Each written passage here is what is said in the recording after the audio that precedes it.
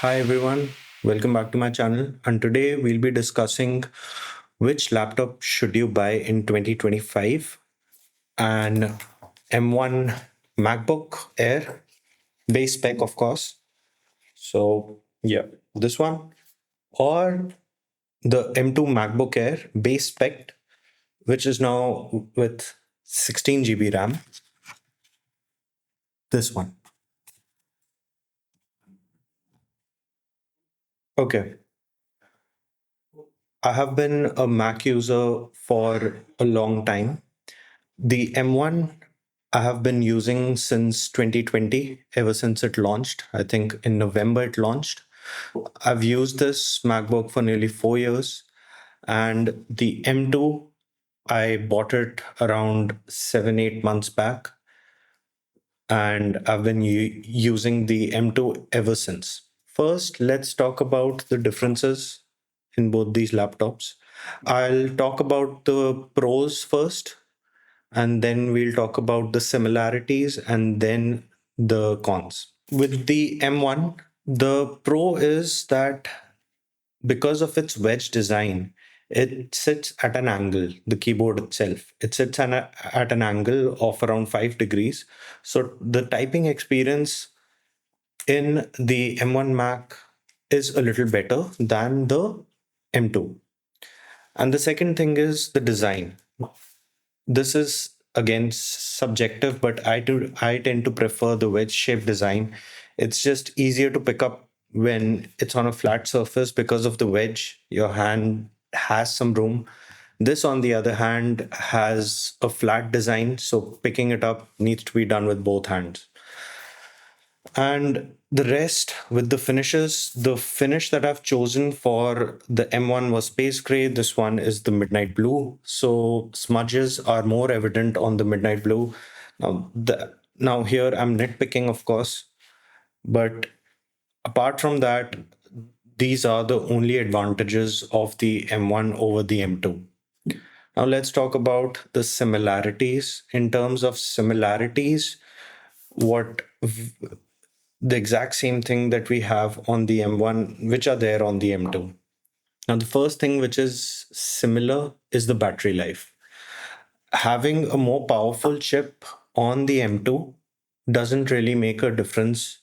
Actually, the battery life is a little better on the M2 versus the M1. The M1 lasts around 10 to 11 hours depending on my usage.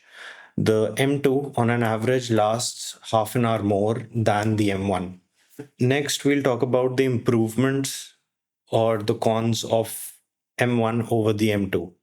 The improvements are, first, we'll talk about the keyboard.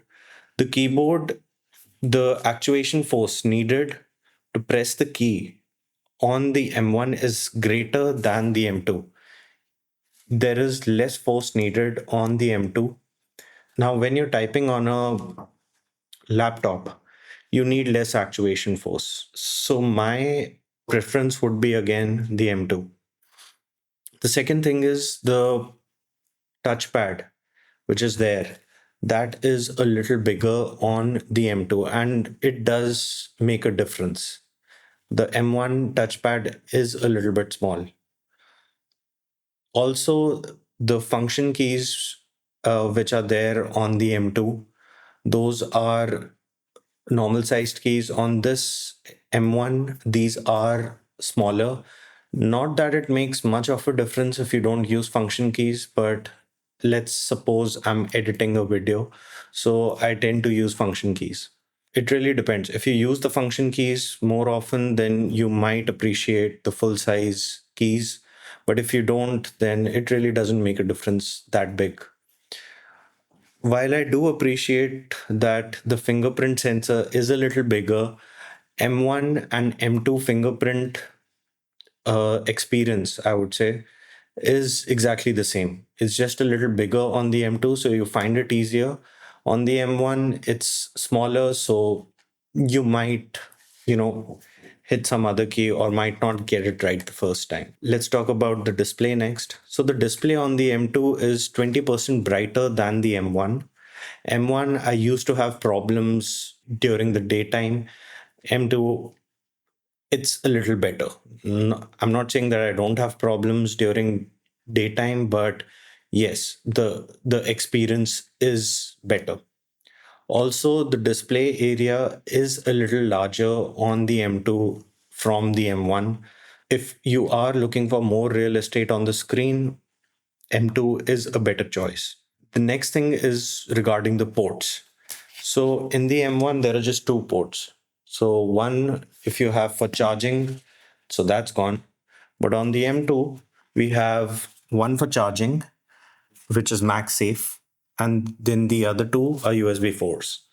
So if you're charging your MacBook, then you still have two ports. On the other hand, if you're charging your M1, one port is occupied and you just have one port. Yeah, in terms of ports, M2 is better. Now let's talk about the weight. The weight, honestly, you will not feel the difference. Although M2 is a tad lighter, but in everyday use, you won't feel the difference. The M1 feels a little sturdier than the M2, in my opinion, but it's apples and oranges at this point. Next, we will talk about the chips that are inside. So this uses M1 and this uses M2. M2 is a little faster than the M1. On an average, you'll see around 15 to 20% improvements in your daily task. Now, the thing is, although you might not feel the difference in the moment, but when that adds up, it does put your efficiency a little better. And if you do any rendering work, then yes, M2 is faster than the M1 and it makes a difference. Next, we'll talk about the biggest difference of all, the RAM. Now, at 90,000, you're getting 16 GB RAM, and at 62,000, you're getting 8 GB RAM. Here comes the difference, the biggest difference, I would say. Whom is the M1 for and whom is the M2 for?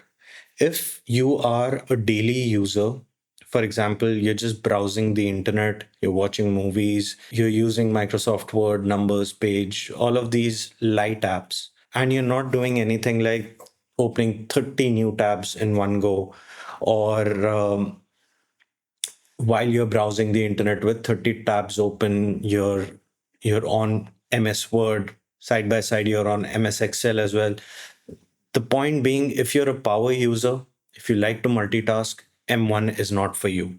The 8 GB RAM has limitations and you'll run out of RAM very soon. On the other hand, 16 GB is ample RAM.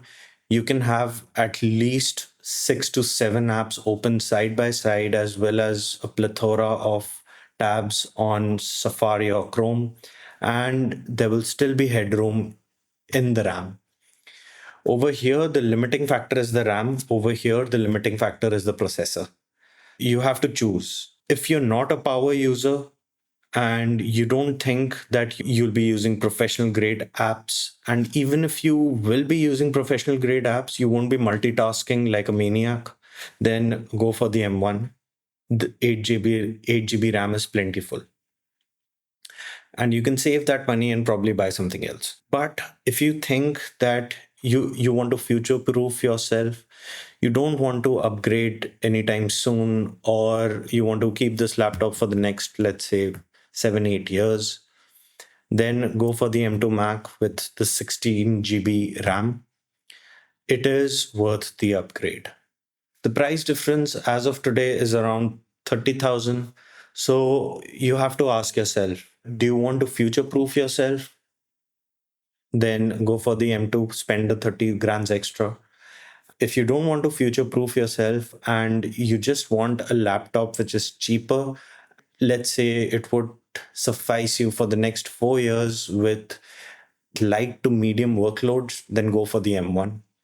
Both laptops at their price points are a great investment. My personal note over here, the reason that I upgraded from the M1 to the M2 is essentially because of RAM. If I had purchased an M1 with a 16 GB RAM, I would have never upgraded. But because the 8 GB RAM is a limiting factor to me, And I do tend to multitask. I do tend to use video editing or photo editing apps. And it's not just one app which is open, there are multiple apps which are open. So 8 GB RAM, I realized, I think within a month of ownership of M1, that 8 GB RAM isn't enough for me. But Apple back in the day was asking for way too much for the upgrade. Now it just comes with the base model. So I can recommend the M2 16 GB base model MacBook very easily. Having said that, it's not as if I couldn't live with the M1 at 8 GB. I had to make a few sacrifices when it came to my multitasking, but it's not something which is not manageable. I just had to make a conscious effort that I don't multitask a lot. I have to limit that. And that's it.